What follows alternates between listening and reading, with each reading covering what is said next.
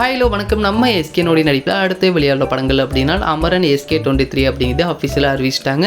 அதற்கப்புறமா சிபி சக்கரவர்த்தி, வெங்கட் பிரபு, நெல்சன், மாவீரன் படத்துடைய டேரக்டர் மடோனா அஸ்வின், இந்த மாதிரி ஏகப்பட்ட பேர்கள் இதுக்குள்ளார இருந்தாலுமே கூட இப்போ ஒரு நியூ டேரக்டர் அப்படிங்கிறது ஆட் ஆகியிருக்காங்க. பட் இதை பற்றி நம்ம ஆல்ரெடி சொல்லியிருந்தோம். சுதா கொங்காரா அவங்ககிட்ட ஒரு பேச்சுவார்த்தையில் அப்படிங்கிற நடந்துகிட்டு இருக்கு அப்படிங்கிற மாதிரி.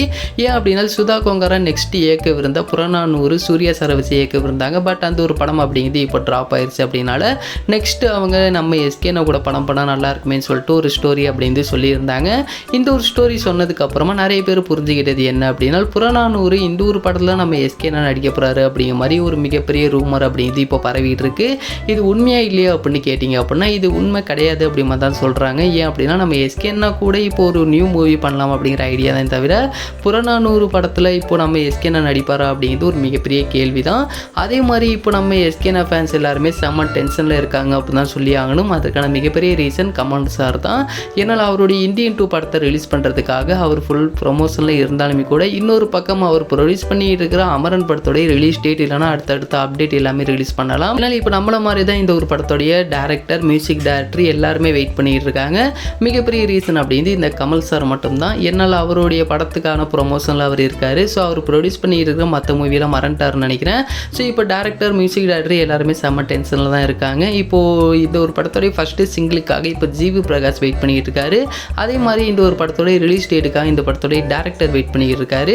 இப்போது நம்ம எஸ்கேனா இப்போ நெக்ஸ்ட் மூவி இந்த ஒரு படத்தோடைய ஸ்டோரி கேட்குற இந்த மாதிரி டிஸ்கஷனில் இருக்காரு. அதே மாதிரி ஃபேன்ஸ் மீட்டும் இப்போ ரீசனாக நடந்துக்கிட்டு இருக்குது. ஸோ நம்ம எஸ்கேனா இந்த ஒரு பிஸியில் இருக்காங்க.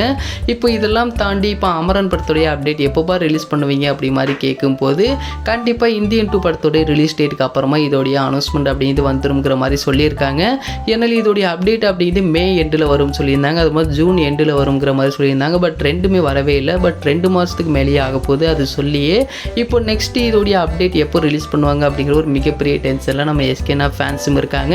பட் இது அமரன் படத்துக்காக மட்டும்தான். ஏன்னா இதோடைய ரிலீஸ் டேட் அறிவிச்சிட்டாங்க அப்படின்னா இதோடைய ஆடியோ லான்ச், படத்தோடைய ரிலீஸ் எல்லாமே கிராண்டராக இருக்கும்.